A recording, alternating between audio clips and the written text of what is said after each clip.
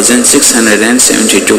اور علامہ شیخ محمد بن صالح العثیمین رحمہ اللہ سے سوال کیا گیا کہ ایک شخص بیمار ہو گیا اور کاہنوں، جنات کی مدد سے علاج کرنے والوں، علم غیب کے دعوے داروں کے پاس چلا گیا، جس سے ان لوگوں نے جانور ذبح کرنے کا مطالبہ کیا، اور اس مریض کو یہ دلیل کے ساتھ پہلے بتا دیا جا چکا تھا کہ ایسا کرنا شرک ہے، مگر وہ پھر بھی ان کے پاس چلا گیا اور جانور ذبح کر دیا، تو کیا اسے شرعی دلائل کے ساتھ واقف کرا دینے کے بعد اب اسے مشرک کہا جائے گا؟ وَأَحْسَنَ اللَّهُ إِلَيْكَ۔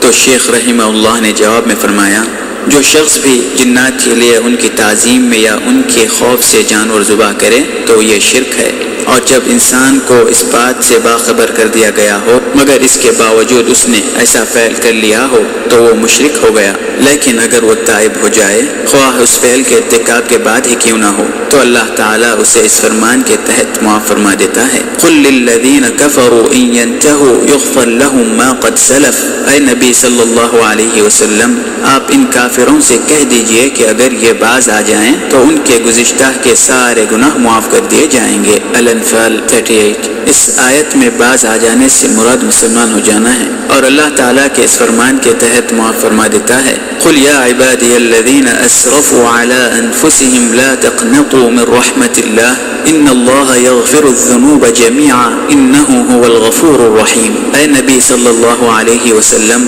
آپ کہہ دیجئے کہ اے میرے بندو، جنہوں نے اپنے نفوس پر زیادتی کی ہے وہ اللہ کی رحمت سے نا امید نہ ہوں، اللہ تمام گناہوں کو معاف کر دیتا ہے، وہ بڑا غفور الرحیم ہے۔ الزمر 57۔